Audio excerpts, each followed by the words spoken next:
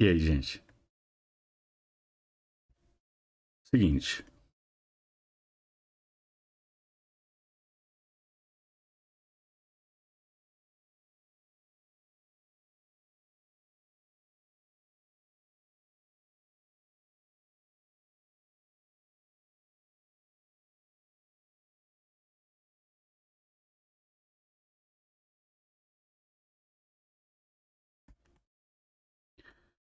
Existe uma situação que provavelmente vai acontecer com vocês,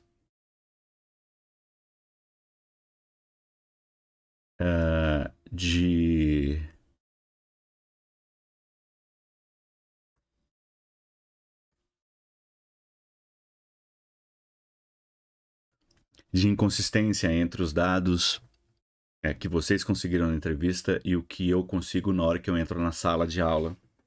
Então vocês devem ter visto algo parecido acontecer quando vocês colhem a história, vocês me passam a informação e aí eu vou e faço algumas perguntas pro doente e o doente me conta, vamos dizer assim, uma outra história. E aí vocês ficam assim, mas como assim? Como é que pode? Eu acabei de dizer, você me disse que não fumava e agora fuma, você me disse que não tinha doença e agora tem doença, você me disse que não. Tá? Então, é, existe uma dificuldade inicial no aprendizado, e a gente fica um pouco angustiado com isso, que hum, é o doente lhe contar uma história e contar para o professor e para outro médico uma outra história diferente, ou um pouco diferente, ou muito diferente do que foi contado para você.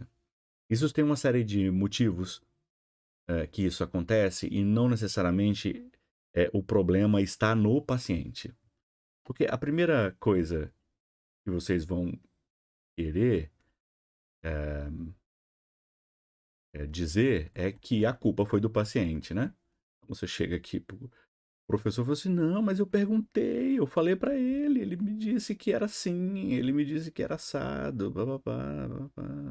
Não sei se vocês já passaram por isso, mas se não passaram, vão passar, porque isso é super comum de acontecer, tá? É, e aí, na maior parte das vezes, eu vou chutar um número, 99% das vezes, a culpa não é do doente. E aí eu vou te dizer algumas situações em que, por que que o doente conta uma história diferente para você e para mim, como médico, tá? Então vamos lá. Um dos motivos é o seguinte: é, quando, quando o doente conta uma história, isso talvez no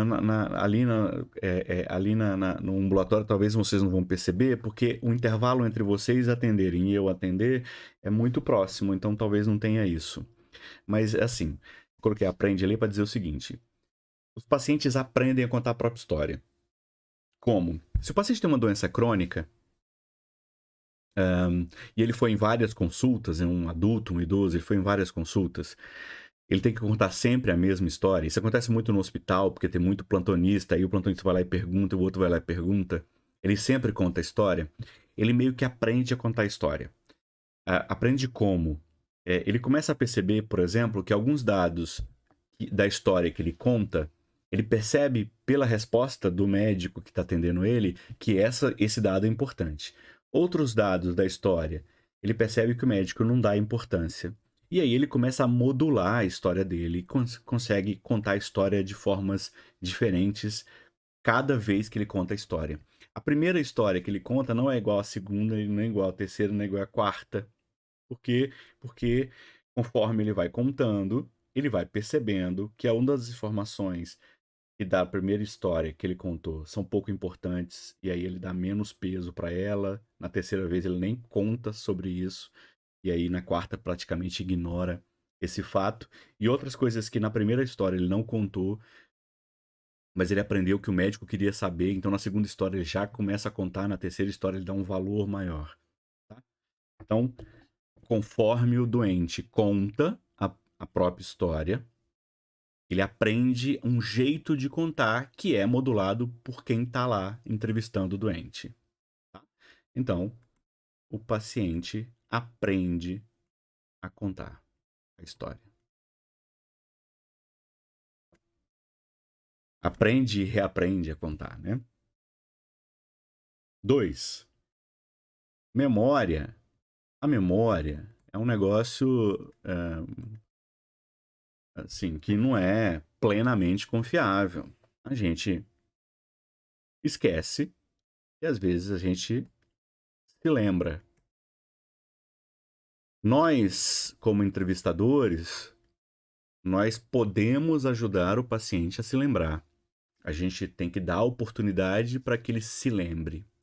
Às vezes o tempo que ele te contou e quando eu cheguei foi um tempo suficiente para ele lembrar de dados que ele não tinha contado e que na hora que eu chego ele lembrou e conta para mim. Então, memória acontece. Eu tinha contado um fato, eu não tinha contado um fato que eu tinha esquecido. E aí, quando o doutor chegou, no caso eu, aí o paciente se lembra. Não, ele não tá te sacaneando, né? Então aquele fato que ele esqueceu realmente. Ele não tá de sacanagem contigo. Uma terceira opção, uma terceira explicação de por que são histórias diferentes é o seguinte. Isso também é interessante. É assim, olha só. Quando alguém adoece, né? Quando alguém adoece e aí ele resolve no médico, ele meio que monta a história que ele vai contar. Ele não vai contar tudo, tá? O paciente nos conta aquilo que parece para o paciente as coisas mais relevantes que aconteceram, as coisas mais importantes, as coisas que dão mais importância para ele, ok? Então, por exemplo, se o paciente evolui com vômito e diarreia depois de ter comido um sanduíche, ele acredita que foi o sanduíche que foi a causa, ele vai nos dizer, olha, eu comi um sanduíche e aí o sanduíche não caiu bem, me deu muita náusea, muito enjoo, muito vômito. Okay? E aí, às vezes ele até diz assim, foi por causa do sanduíche, ele até chega nessa conclusão, porque ele monta a história é, é, para explicar o próprio problema. E ele deixa algumas coisas de lado. Ele deixa algumas coisas de lado porque o paciente acredita que não são relevantes. Então, pode acontecer de na hora que vocês estão lá entrevistando, eles contam para você a história montada. Quando eu chego, eu desmonto a história. Desmontar a história que o paciente nos conta é porque, vamos dizer assim, eu conheço várias histórias de vômito e diarreia. Conheço várias histórias, eu já ouvi várias histórias. Eu conheço mais ou menos os modelos comuns dessas histórias de enjoo e vômito e diarreia, tá? Então, eu consigo entender que, pode ter sido o sanduíche que tenha causado, mas pode ter sido outra coisa ou pode ter sido nada disso, né? Então, como eu sei que há histórias alternativas e possibilidades alternativas, eu pergunto mais diretamente sobre esses detalhes e às vezes esses detalhes aparecem.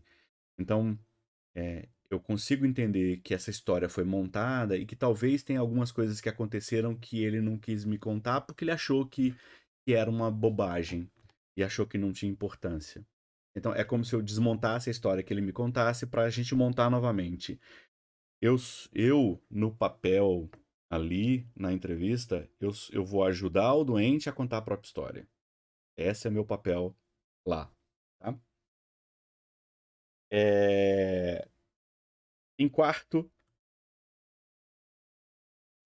habilidade. A gente vai falar durante o semestre sobre habilidades de entrevista. Entrevista não é fazer um monte de pergunta, né?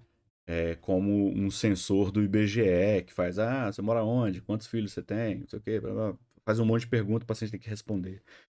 Entrevista não é isso, entrevista é um diálogo terapêutico, ela tem uma função muito bem definida, ela tem um objetivo muito bem definido, e é uma função que você consegue aprender, não é uma habilidade que você consegue aprender, que você consegue desenvolver ao longo do tempo, tá? Então, lógico, as histórias vão ser diferentes entre eu e vocês, porque vocês ainda não têm essa habilidade de entrevista ainda bem desenvolvida. Eu tenho 20 anos de formação. Esse ano eu completei 20 anos de formado. Então, porra, eu tô fazendo isso há 20 anos, então nem se compara a minha habilidade como entrevistador e a habilidade de vocês como entrevistador, tá? Então, a habilidade quanto melhor a habilidade como entrevistador, melhor a qualidade do que eu recebo de história, tá? E aí, por último, é o que vocês costumam dizer: ah, o paciente está de sacanagem, o paciente mentiu deliberadamente. E aí eu falo mentiu entre aspas, porque assim, o paciente tem vários motivos para conscientemente ou inconscientemente esconder algumas coisas. Alguns pacientes têm tanto medo do diagnóstico possível que eles tendem a, por exemplo, diminuir, diminuir os sintomas. Então, vou dar um exemplo, tá? Que é comum de acontecer. Talvez lá no ambulatório não vai conseguir, mas vocês vão ver isso em UPA, em emergência, que é o seguinte. Chega um cara na emergência com dor no peito. Eles acham que pode ser infarto. Só que essa ideia de infarto é assustadora, né? Porque infarto é algo muito grave. E aí, para diminuir essa sensação de gravidade, ele fala, ah, eu tô com uma dor no peito, assim, uma dorzinha enjoada no peito. Ele diminui conscientemente, às vezes inconscientemente, a intensidade dos sintomas para dar uma ideia de que não, talvez não seja infarto, tá? Porque ele tá morrendo de medo do diagnóstico de infarto. Às vezes ele esconde algumas coisas porque ele tem vergonha. Às vezes ele esconde deliberadamente porque ele não se sentiu confortável para contar para você. Porque você, talvez, como entrevistador, não deu espaço para que ele conte. E aí, às vezes ele esconde. Por isso que eu não gosto da palavra mentiu, né? Porque parece que mentiu é sempre uma ideia ruim, assim. Não, não, não. Ele faz isso para se proteger, né? Existe o cara que mente para ganhar atestado. Não tô falando isso.